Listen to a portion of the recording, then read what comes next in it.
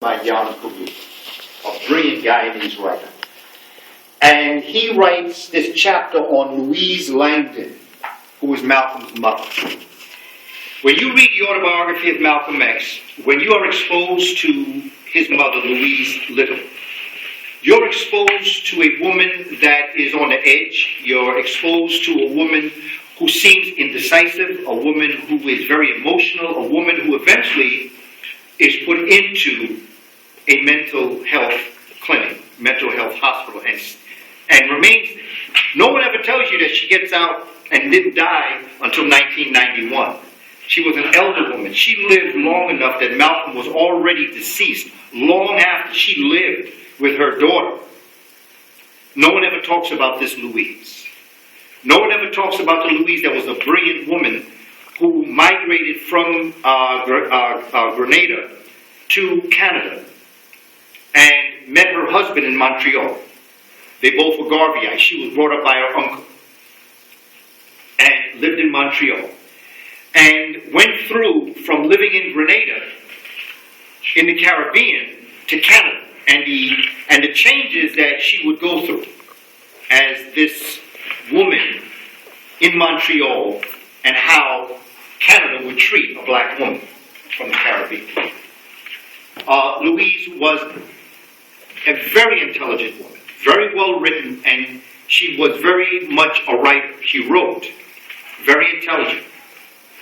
Louise Little had an impact on Malcolm. In fact, she was his first impact in his life. Even after Dad died, Louise continued to take care of Malcolm and the family. Very important role. Probably the single most important first role of any human being in Malcolm's life, not to mention that he was in her womb 10 months before the world even knew he would be out here. The second woman that was going to have an impact on Malcolm was his half-sister, Ella, who went to visit him and the family in Lansing, Michigan, and saw a promising young man and said, you know, you need to come visit me in Boston sometime. He took her up, and he went to Boston. He was taken back by the fast life. Lansing, Michigan is not like Boston. Boston not like New York. That's a whole other story. But he goes to Boston. He looks at the lights of Blue Hill Avenue. I don't know if you're all from Boston. My mother's from Boston, so I'm familiar with Boston. He's in Roxbury, which is the black community, and he's impacted by watching these people, his people, walking back and forth, the lights of Boston, nightclubs. He's taken back by it. He's a young man. He's tall. He's handsome. So people look at him and talk to him like he's a little bit more, not a child, but as an adult, because he's a teenager. Ella sees something in him, but he's got to go back to Lansing. He goes back to Lansing, Michigan, but he said, because once the city life hits you, you can't deal with going back to Lansing. So he calls her up and says, can I come back? Well, he writes her and says, can I come? She says, yeah, come on back. He comes back and she grooms him. Now, Louise is already in the Kalamazoo's State Hospital. Now, here's Ella, his half-sister, daughter to the father, Earl Little. Brings him in, takes him under her wing, and now she is his next teacher. See, they don't tell you this. The autobiography misses it. A lot of things miss this. But what's very important to understand is the role that women play in the sculpture of our society and how they contribute to who we are as a people. And yes, men do too. Dad does too, no question. But women play a phenomenal role because women are our first teachers. Like I say, 10 months before the world meets anybody, Mama's taking care of you. Everything she eats, you do. Everything she thinks, you do. Everything she drinks, you drink. Ella, his half-sister now, is grooming him and talking to him and taking him through the process, allows him to live with her. That's the next impact. Then now, what's going to happen? A number of things are going to happen. Going to go to prison. But now he's going to be impacted by the third woman in his life, a woman by the name of Clara Muhammad, who is the wife of Elijah Muhammad. What A lot of people don't know. For some of you who were in my class that did that assignment on Clara Muhammad, you know that Clara Muhammad ran the Nation of Islam between the ages of between the years 1935 1946. Elijah Muhammad was on the run. They tried to kill him. And then they put him in prison for not wanting to go to World War II and speaking out against World War II. He was in prison for 11 years, and this sister ran the Nation of Islam. It was Clara Muhammad that introduced Elijah Poole to Noble Drew Ali, who introduced him to Islam.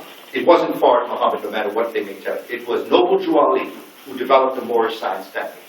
Elijah Muhammad was then introduced to Noble Drew Ali through Clara Muhammad. Truth be told, the true leader of the Nation of Islam was not Elijah Muhammad, it was Clara Muhammad.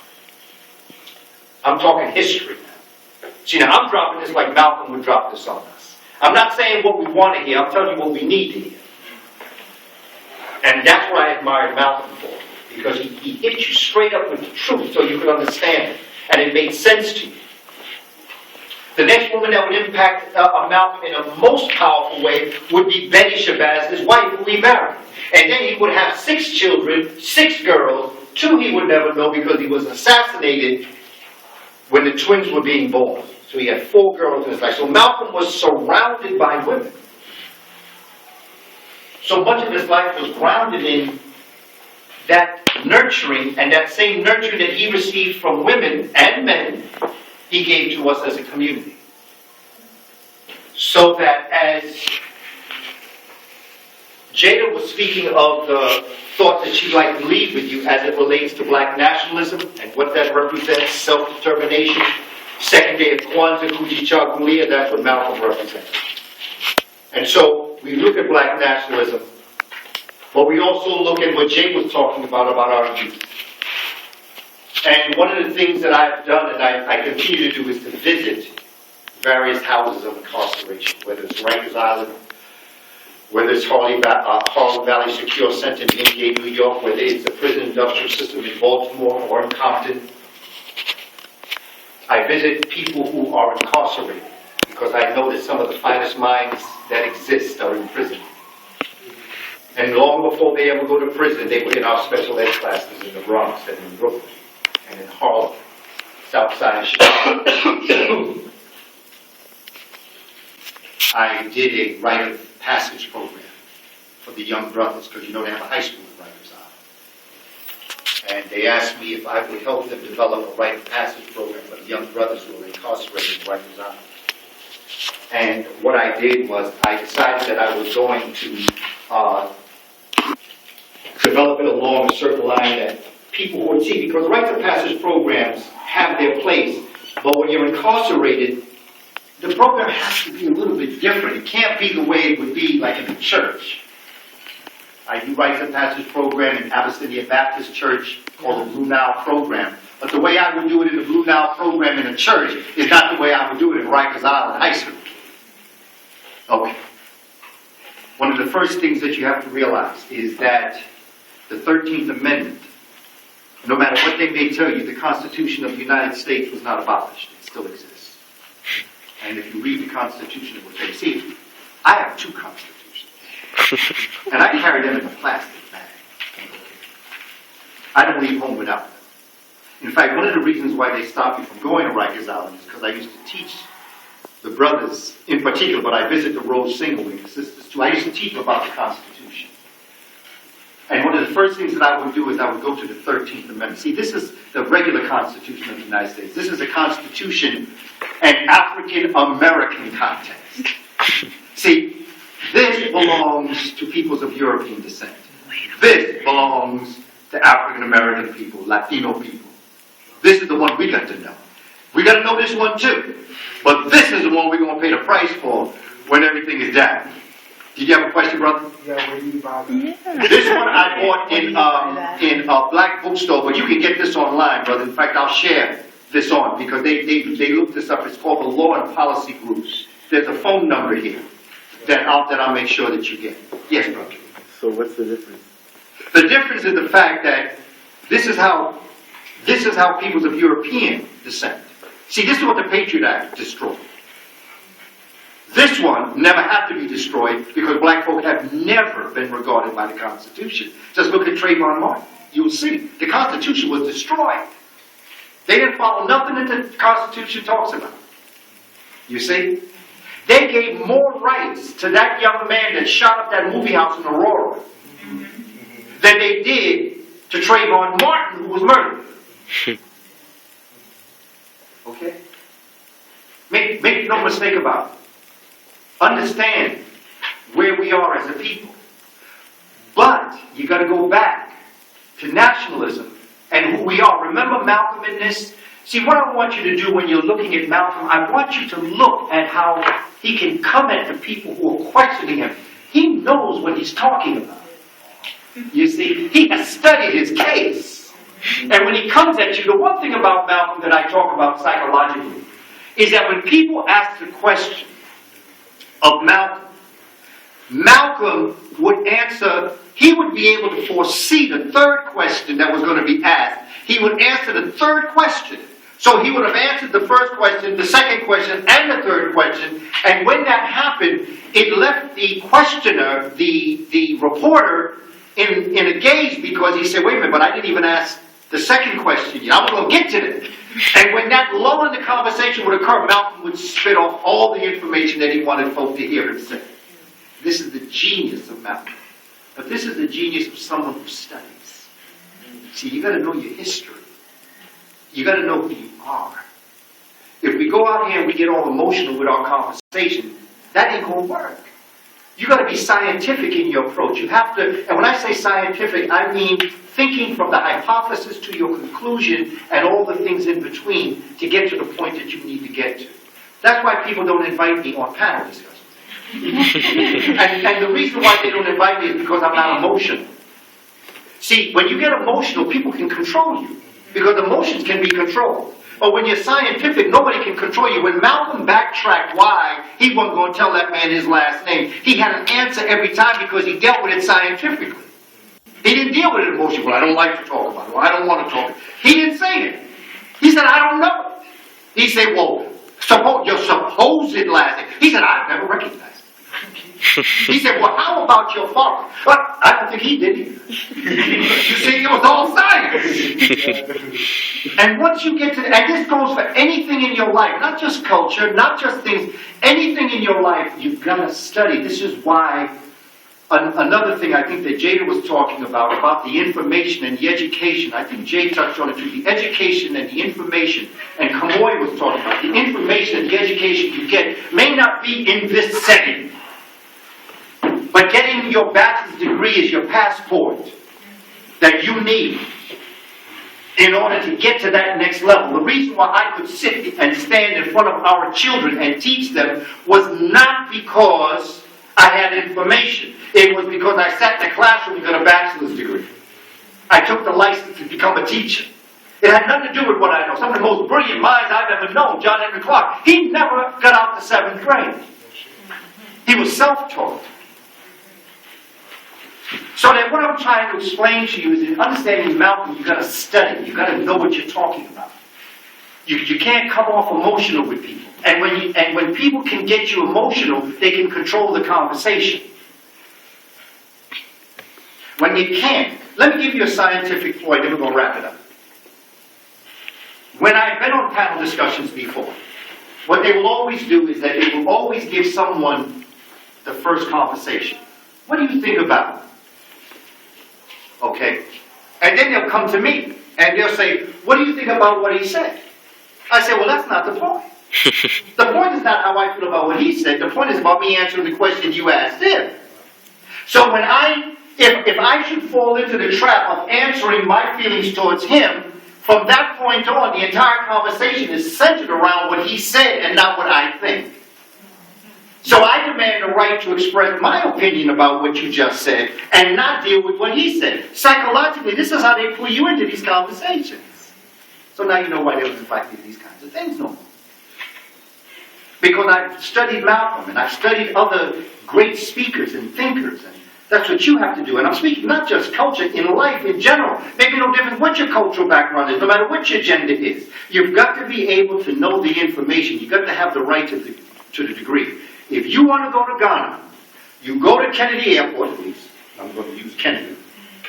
You go in, TSA, what do they say? May I see your passport? Well, I ain't got a passport. Oh, you can't go to Ghana. Okay. Now, you weren't going to jump on the passport and fly to Ghana. The passport don't get you to Ghana. But the passport is a piece of paper you show someone that now you can pass the TSA on your way to the plane to go to Ghana. That's what your bachelor's degree is. Your bachelor's degree ain't going to make you intelligent. But your bachelor's degree is going to give you the right to the degree for you to be able to return back to your community in the way you want to come back with the right, with the license to do what you need to do for the community. Make sense? All right, I like it. Okay. 13th Amendment. I'm in Rikers Island. 13th Amendment. I'm going to read the 13th Amendment. Neither slavery nor involuntary servitude, comma, except as a punishment for crime whereof the party shall have been duly convicted, comma, shall exist within the United States or any place subject to their jurisdiction. What did the 13th Amendment just tell you? Slavery and involuntary servitude does still exist in the United States when you are in prison. Because if slavery and involuntary servitude was abolished, if the prison system was meant to rehabilitate you, it would not be slavery or involuntary servitude. It would be something that would rehabilitate someone who may not be doing the right thing. But it's slavery. And that's why they take the rights from you when you go to prison. That's what I'm telling the brothers. Don't come back. We need you in our community. We need your strength, your youth in the community. I don't make a lot of money. I'm a teacher. Teachers don't make a lot of money. But we make a living. I don't need a whole bunch of sneakers. I don't need a big house. Okay? I don't need all that. All I need is to be able to take care of myself. And if I got to get another job or whatever, I'll do that. So don't look for all that gold around your neck. Don't look for all them sneakers, that house, all them things you see people have. Because all that is not going to last you. So once you get here, get out. Long story short, just want to leave you with this. I am